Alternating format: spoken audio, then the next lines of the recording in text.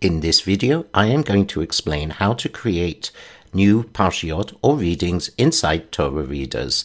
I am logged in as an administrator, and I can see that because I have the administration toolbar available here on the left side of the screen. The first thing I want to do is go to the Define Readings option. Here, we have several options available for defining the readings. I'm going to scroll down, and I'm going to have a look, first of all, at the calendar. Here, we see a calendar of all of the upcoming readings. I could create a reading by clicking on any of these blue highlighted bars. However, I have a quicker way to do that by coming to the drop-down here and selecting a parsha that I want to create. This is a dynamic drop-down.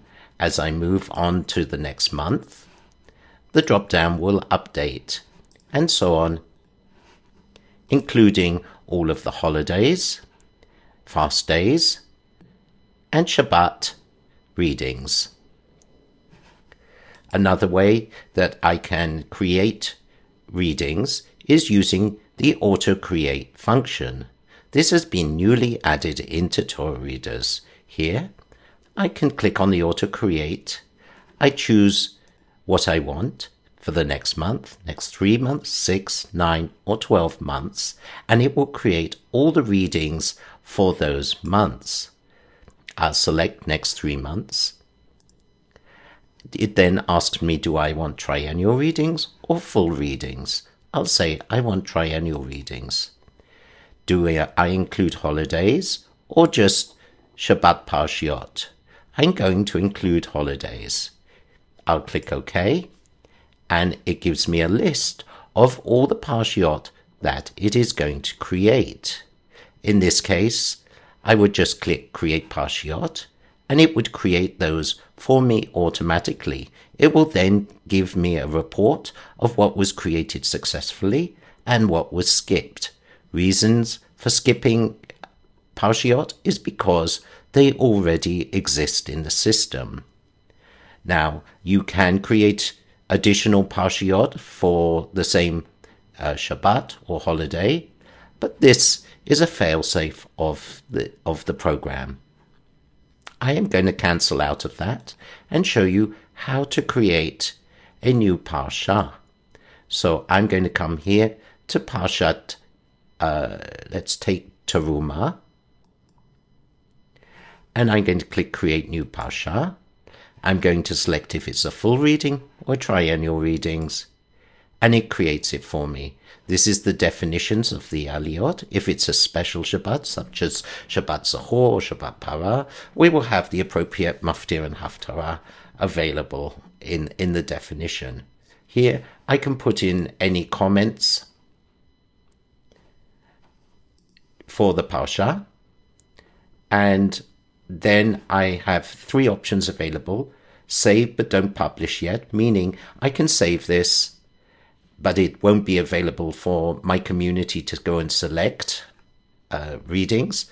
I can cancel out, or I can save and publish it now. I'm going to save, but don't publish it yet, because we'll come back to this in the next video and show you how to edit the Parsha. Additional options for creating Parsha can be defined in reading management. So if I click on reading management, I come here and I can create a new Parsha directly from this interface without having to go to the calendar.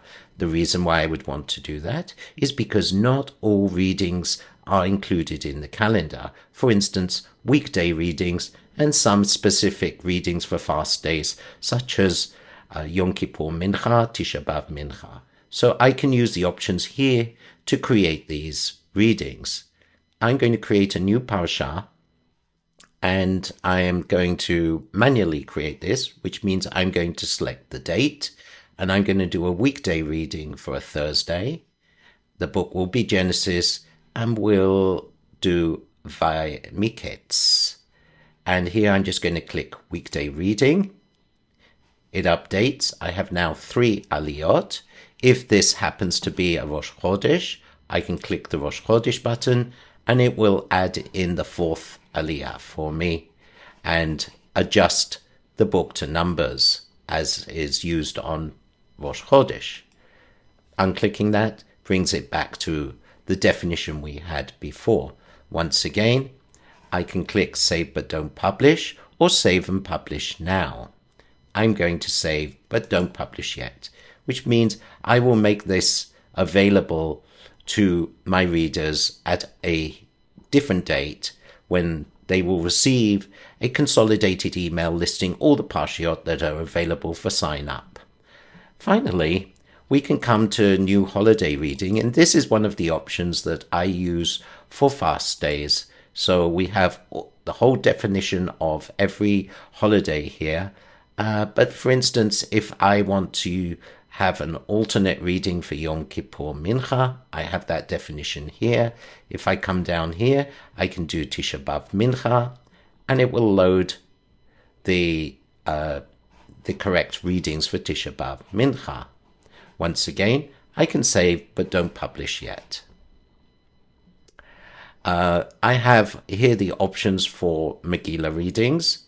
So I select a Megillah. We'll select Esther. We'll select a reading date.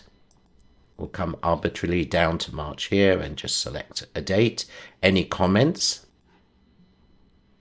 And then we have the definition of each reading of Megillat Esther. Here we can adjust the verses. We can add in additional readings. We can take out readings. We can add any comments. And when we come to edit this, we can assign people to these readings or make it available for people to sign up. So in the next video, we're going to have a look at how to edit the Parsha. But for now, this is how you create Parshiot in Torah Readers. Thank you.